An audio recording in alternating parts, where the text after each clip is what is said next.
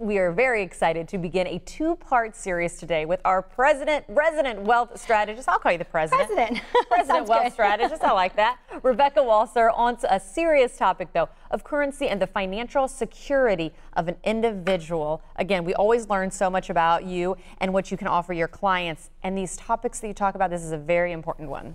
Yes, Nally, it is. You know, I think history has forgotten this. I know people, when I share it, they're like, what are you talking about?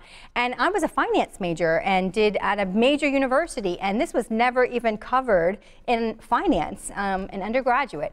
So I don't think a lot of people know this. And the thing that brings it to my mind is, I don't know if you've ever watched television late at night, but you always see those gold commercials, buy gold, store it, we'll even ship you your gold to you, or we'll hold your gold for you. Have you seen those commercials? Yeah, I have. And I wondered what you're talking about that you don't hear about often. We're talking gold? Yeah, we're talking about gold today.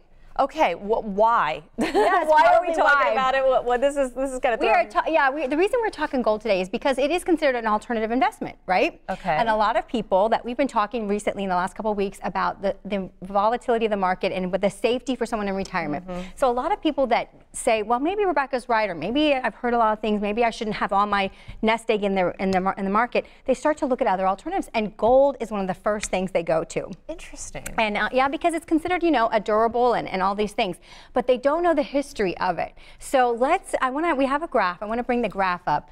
So this is an executive order that was dated April 5th, 1933, signed by FDR himself. History lesson here. History lesson. And it basically says all persons are required to deliver on or before May 1st, 1933, all gold coin, gold bullion, and gold certificates now owned by them to a Federal Reserve Bank.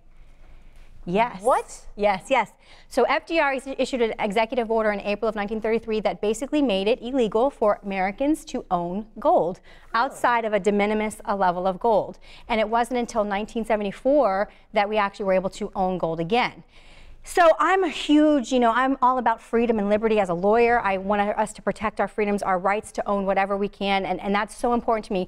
Looking back in hindsight, I can tell you, even though I would have not been happy about this, would have been very upset by this, I can tell you that this actually was a genius move on the part of America as a whole at a macroeconomic level. Because what happened was all of America turned in their gold, which created the largest reserve of gold in the world.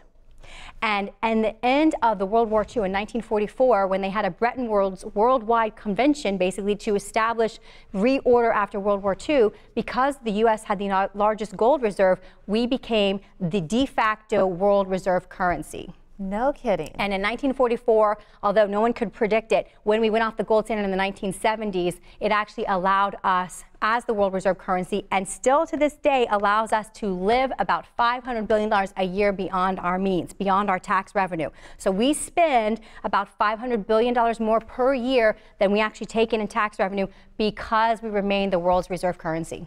Okay, got the history lesson. Again, this is a two-part series, so we're going to see how this affects you in our next series coming up about this, because I'm hooked. I'm hooked already. Rebecca, thank you so much. Thank you. But as always, if you want to learn, maybe even before our second part airs, we'll go ahead and give her a call or visit her website, walserwealth.com.